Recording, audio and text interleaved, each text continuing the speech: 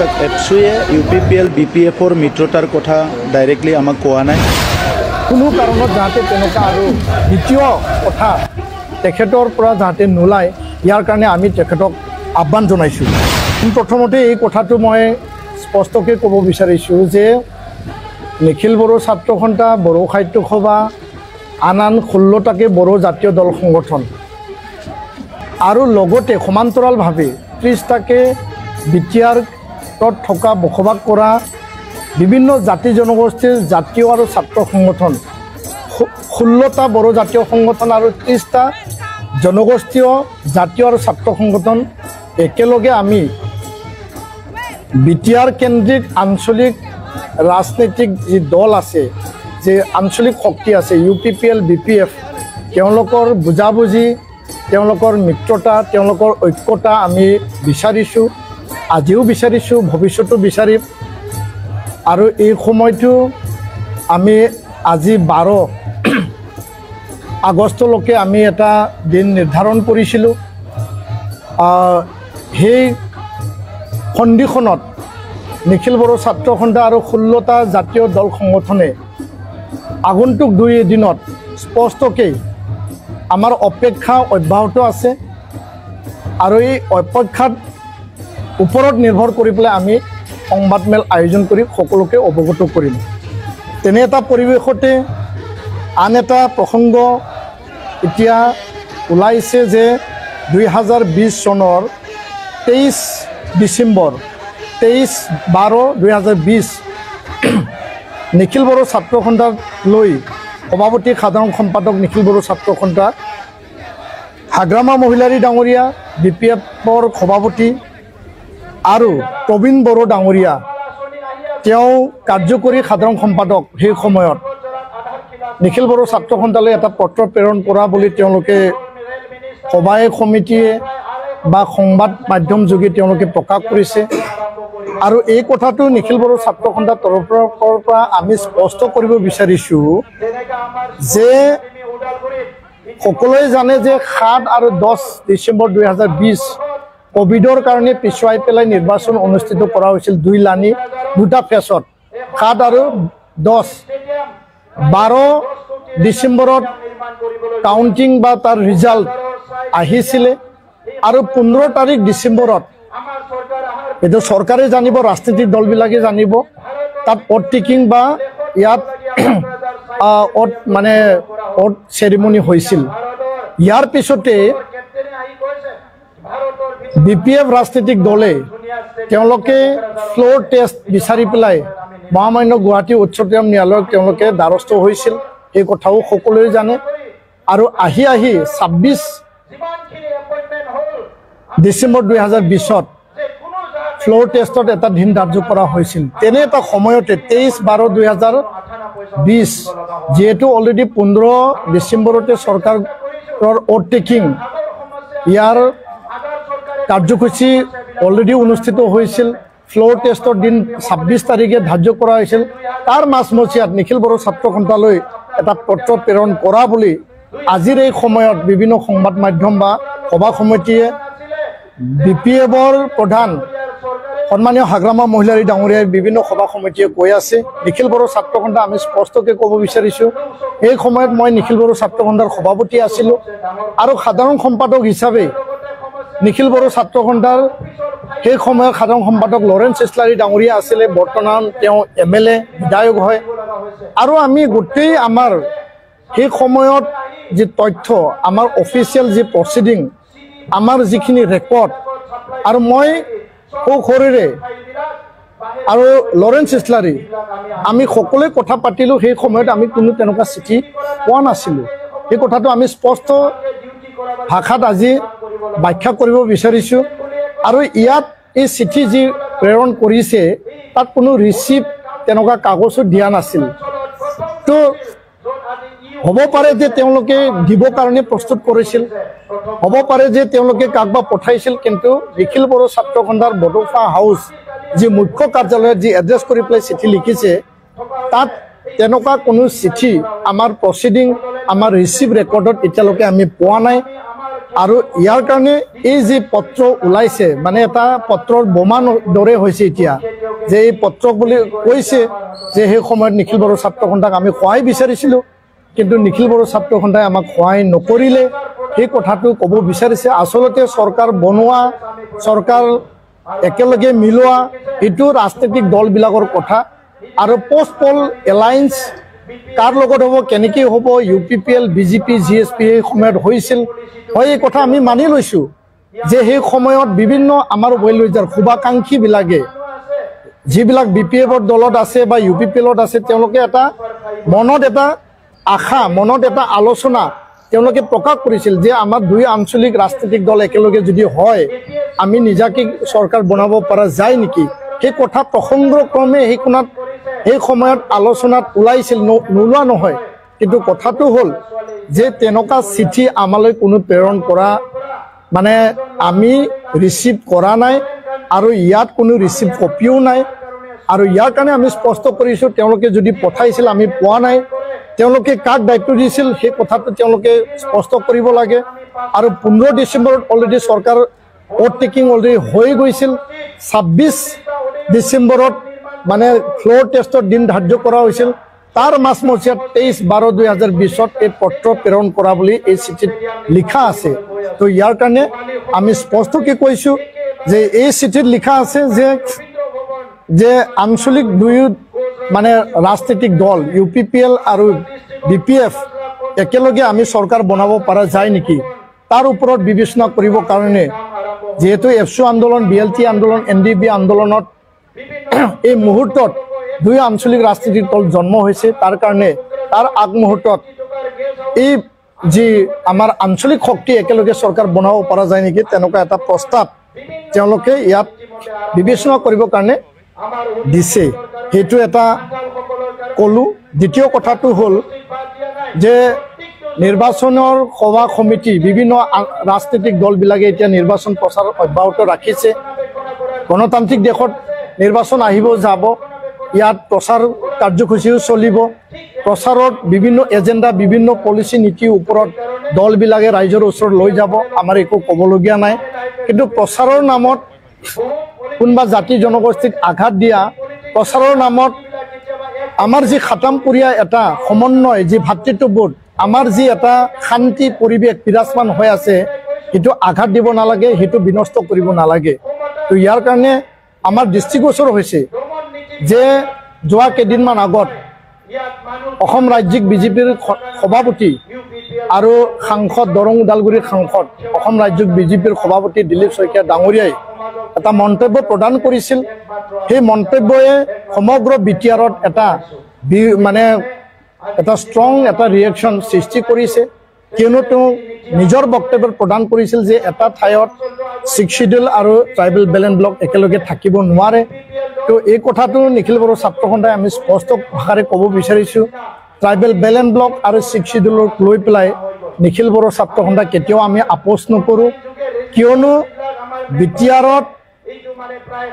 ট্ৰাইবেলৰ অধিকাৰ আৰু নন ট্ৰাইবেলৰ অধিকাৰ 2003 যি চুক্তি হৈছিল ইয়াত ক্লিয়াৰকৈ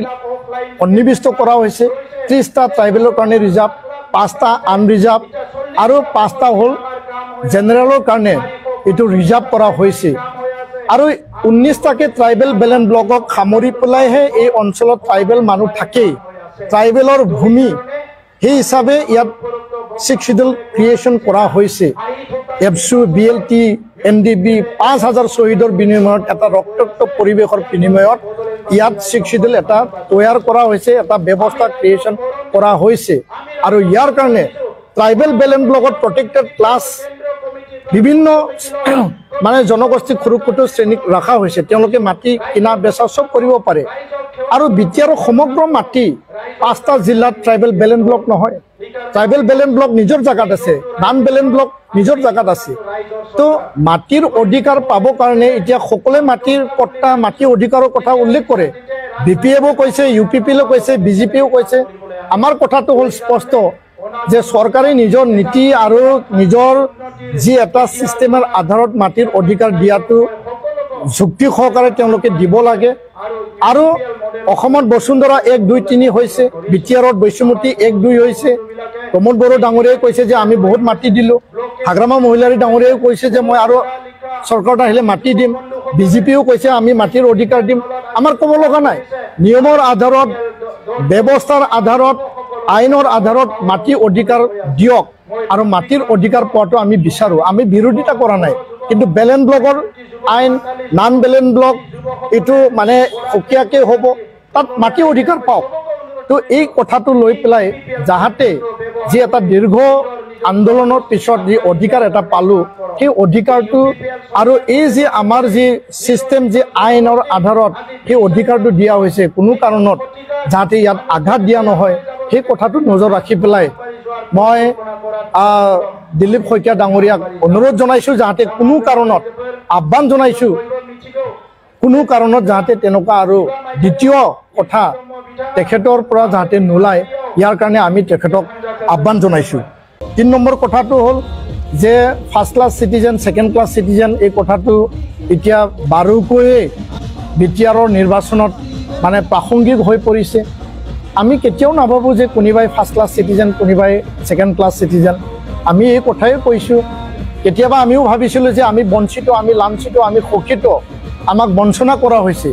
ইয়াৰ কাৰণে আমি সদায় দেখাইছিলোঁ দিল্লী আৰু দিছপুৰক যে আমাক উন্নয়ন লাগে, আমাৰ অধিকাৰ লাগে, সাংবিধানিক ৰাজনৈতিক অধিকাৰ লাগে, আমাক বঞ্চিত কৰা হৈছে। এতিয়া আমি এটা প্ৰশাসন পাইছোঁ 6 শিডিউল বিটিআৰ, আৰু এই 6 শিডিউলখন বিটিআৰত থকা 35 লাখ জনগোষ্ঠীৰ এটা অধিকাৰৰ অংশীদাৰ সকলোৱে আছে। এইটো এমেণ্ডেড 6 শিডিউল, এইটো ট্ৰাইবেলৰ কাৰণে সংৰক্ষিত কৰা হৈছে, তাত নন ট্ৰাইবেলৰো অধিকাৰ আছে। আমি সমিল মিলেৰে এই 6 শিডিউলখন আগুৱাই ল'ব বিচাৰিছোঁ। উন্নয়নত কোনোবা PMAY পাইছে, পোৱা নাই, অৰুণোদয় পাইছে, পোৱা নাই, কোনোবা IBS পাইছে, পোৱা নাই, সেইটো আপুনি যিকোনো প্ৰকাৰে ব্যাখ্যা কৰিব পাৰে। কিন্তু কথাটো হ'ল অসমৰ ভিত্তিত, ভাৰতৰ ভিত্তিত যদি চোৱা যায়, মানে তাত উন্নত জনগোষ্ঠী, তাত বঞ্চিত বা লাঞ্ছিত জনগোষ্ঠী, বা তাত ৰিচ আৰু প'ৰ, দৰিদ্ৰ আৰু ধনীৰ মাজত এতিয়াও পাৰ্থক্য আছে। উন্নয়ন আৰু উন্নয়ন নোপোৱা তাত দুটা ভাগত বিভক্ত হৈ আছে। সেইবুলি আমি কেতিয়াও ফাৰ্ষ্ট ক্লাছ, প্ৰথম শ্ৰেণীৰ নাগৰিক, দ্বিতীয় শ্ৰেণীৰ নাগৰিক আমি কেতিয়াও নাভাবোঁ। আৰু মুখ্যমন্ত্ৰী ডাঙৰীয়াই নিজৰ ভাষণত এই কথাবিলাক তেওঁ উল্লেখ কৰিছে, তেওঁ ব্যাখ্যাও দিছে যে যিবিলাকে আঁচনি স্কিম পোৱা নাই তেওঁলোকক মানে আমি আগুৱাই নিম, সেই ব্যাখ্যাও দিছে। আমাৰ কথাটো হ'ল সেই কথাবিলাকে আমাৰ মাজত এটা সংঘাত মানে আনিব নেকি, আমি এইটো শংকা ব্যক্ত কৰিছোঁ। সেই কথাবিলাকে ৰাইজৰ মাজত, জনগোষ্ঠীৰ মাজত আমাৰ যি এটা শান্তি, এটা পৰিৱেশ সৃষ্টি হৈছে, আমাৰ যি এটা সমন্বয়, ভাতৃত্ববোধ এটা সৃষ্টি হৈছে, সুৰক্ষিত এটা বড়োলেণ্ড বিটিআৰৰ কাৰণে সকলোৱে এতিয়া কাম কৰিছে। এই যি পৰিৱেশ পৰিস্থিতিক ক'তবা নহয় ক'তবা বিভাজিত কৰি পেলাব নেকি, সেইটো আমাৰ শংকা হৈছে। তো ইয়াৰ কাৰণে আমি মুখ্যমন্ত্ৰী ডাঙৰীয়াকো বিনম্ৰতাৰে আমি মুখ্যমন্ত্ৰী ডাঙৰীয়াক আহ্বান জনাইছোঁ যে ইয়াত ৰাইজৰ মাজত শংকা, আশংকা বা বিভাজন সৃষ্টি কৰিব পৰা কথাবিলাক যাতে দ্বিতীয় মুখ্যমন্ত্ৰী ডাঙৰীয়াও উল্লেখ যাতে নকৰে, আমি সেইটো আজি স্পষ্ট ভাষাৰে আমি তেখেতকো বিনম্ৰতাৰে আমি আহ্বান জনাইছোঁ। কাৰণ নিৰ্বাচন আহিব আৰু যাব, নিৰ্বাচনত বিভিন্ন সভা সমিতিত বিভিন্ন ভাষা, কথা, আঁচনি, এজেণ্ডা, পলিচি লৈ আপোনালোকে যাওক, আমাৰ ক'ব লগা নাই। কিন্তু বিটিআৰৰ যি শান্তি, বিটিআৰৰ যি সমন্বয়, বিটিআৰৰ যি ভাতৃত্ববোধ, 35 লাখ জাতি জনগোষ্ঠী, এতিয়া বড়ো, অনাবড়ো এই পৰিৱেশটো নাই। ইয়াত ধন দাবী, হত্যা, হিংসা পৰিৱেশ নাই, ইয়াত কিডনেপিঙৰ পৰিৱেশ নাই।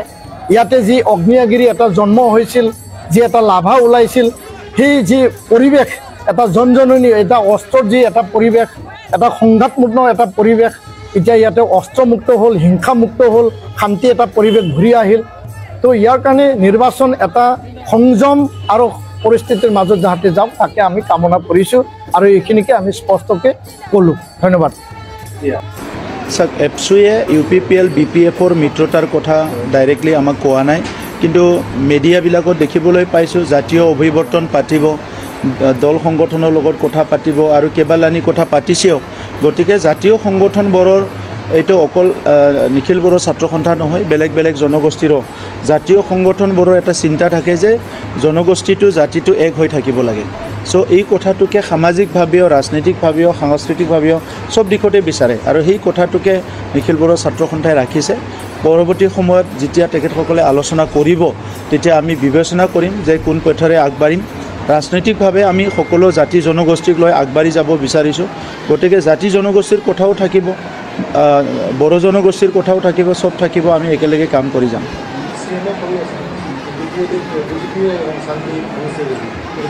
চাওক, শান্তিটো কোনোবা অকলে আনিব পৰা বিষয় নহয়, না এইটো মই অকলে আনিছে না আপোনালোকে অকলে আনিছে। ইয়াত বহুত মানুহৰ প্ৰাৰ্থনা, আমাৰ বড়োলেণ্ডৰ বহুত মাসকলৰ, বড়োলেণ্ডৰ বহুত আমাৰ জনগণৰ এইটো দীঘলীয়া এটা প্ৰাৰ্থনা আছিলে যে বড়োলেণ্ডত শান্তি আহিব লাগে। সদায় মন্দিৰত গ'লে, কেতিয়াবা পূজা কৰিলে, এইটো যি ধৰ্মৰে নহওক কিয়, এইটো মাইনৰিটি হওক বা খ্ৰীষ্টানেই হওক, চবেও প্ৰাৰ্থনা কৰি আছিলে যে বড়োলেণ্ডত শান্তি ঘূৰি আহিব লাগে। একে সময়ত আমি 2009 চনৰ পৰা বেআইনী অস্ত্ৰমুক্ত আৰু হিংসামুক্ত সমাজ লাগে বুলি সমাজৰ মাজত এটা এৱাৰনেছ কৰি আছিলে, য'ত আপোনালোকে কোকৰাঝাৰৰ সাংবাদিকসকলে এই কথাবিলাক ভালকৈ জানে যে কি চলি আছিলে। হত্যা, হিংসা, দিনতো মানুহ উৰাব নোৱাৰা এটা পৰিৱেশ আছিলে। আপোনালোকেও ভাল সংবাদ পৰিৱেশন কৰিব পৰা নাই, কেতিয়াবা হয়তো আপোনালোকেও ধমকি খাইছে। এই পৰিৱেশবিলাক লাহে লাহেকৈ চবে চাই আছিলে, এৱাৰনেছ আছিলে, কিন্তু চব কামেই সহজ হ'ল যেতিয়া প্ৰধানমন্ত্ৰী নৰেন্দ্ৰ মোদী ডাঙৰীয়া দায়িত্ব ল'লে, গৃহমন্ত্ৰী হিচাপে অমিত শ্বাহ ডাঙৰীয়া দায়িত্ব ল'লে, মুখ্যমন্ত্ৰী হিচাপে ডক্টৰ হিমন্ত বিশ্ব শৰ্মা ডাঙৰীয়াই দায়িত্ব ল'লে, চৰকাৰী কাম কাজবিলাক বা দেশখনৰ বা ৰাজ্যখনৰ নীতিবিলাক ভাল হৈ গ'ল আৰু আমি বড়ো সংগ্ৰামীসকলে একত্ৰিত হৈ এই সুযোগটো ল'লোঁ আৰু একেলগে আমি শান্তি চুক্তি কৰি আজি শান্তি ঘূৰি আহিছে। কিন্তু শান্তিটো ঘূৰিহে আহিছে, 5 বছৰেই হৈছে। এইটো চিৰস্থায়ী কৰিবৰ কাৰণে কিন্তু বহুত কাম কৰিব লগা আছে। আকৌ অহাকালি যদি কোনোবা দুটা জনগোষ্ঠী কাজিয়া হয়, এইটো আমি আকৌ কেনেকৈ মেনেজ কৰিব লাগিব। আমাৰ ইয়াত যাতে কাজিয়া পেচাল নহয়, হিংসা নহয়।